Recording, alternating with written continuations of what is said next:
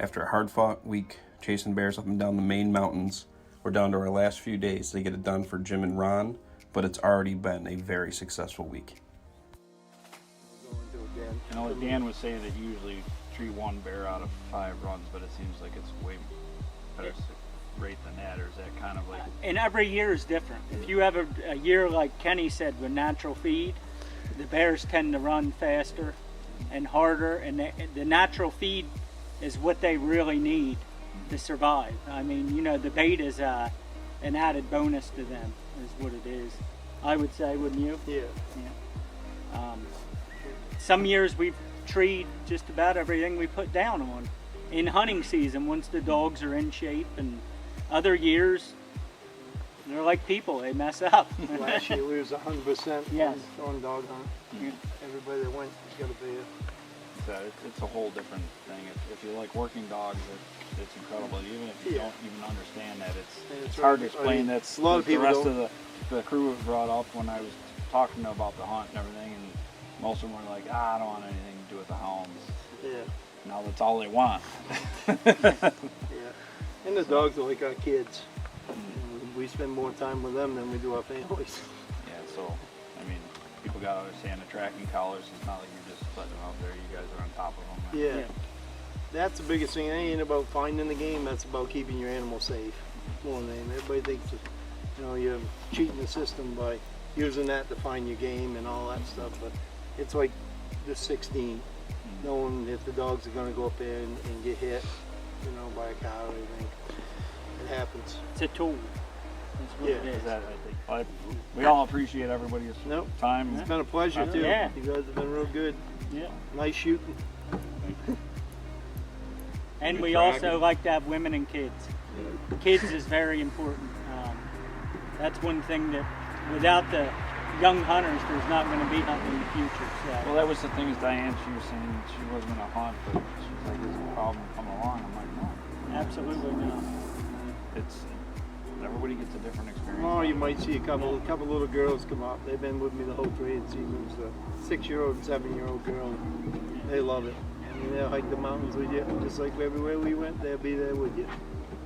They love every bit. And women and children listen the best. Huh.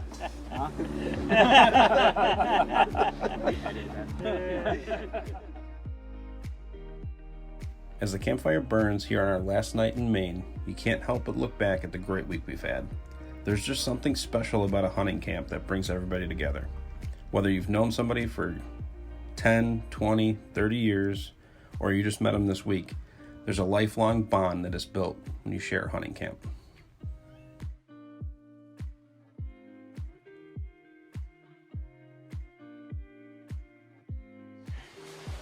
All right, here with Dan Wood, Woody's Guide Service.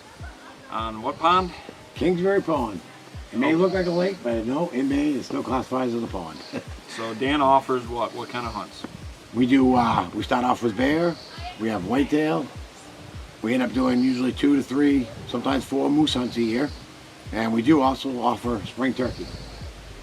Okay, on top of that, you've got, so we've been here for the week on the bear hunt, and you have the breakup between baits, then the combo with the baits in the hound, and then you go into hounds. Hounds only, and we also do offer a combo hunt starting October 1st, where I do have people coming in that first week of October that are going to do a combo hunt, but it's actually going to be running hounds in the morning for black bear and bow hunting whitetail in the evening. Okay. Yeah. And so time frame wise, where's that fall? I mean, not the exact dates, but the season always opens the last Monday in August. Okay. And we go for 4 weeks that are over bait, and 2 weeks overlap that. So basically it's 2 weeks of only bait. Then we have 2 weeks of overlap where we can do the combo hunts, hunting with hounds in the morning and on bait in the evening. And then after that 4th week, it becomes hounds only till the end of October. And that's basically your bear season. Unless they're still out, then you can actually get an accidental bear in November during deer season. Yeah.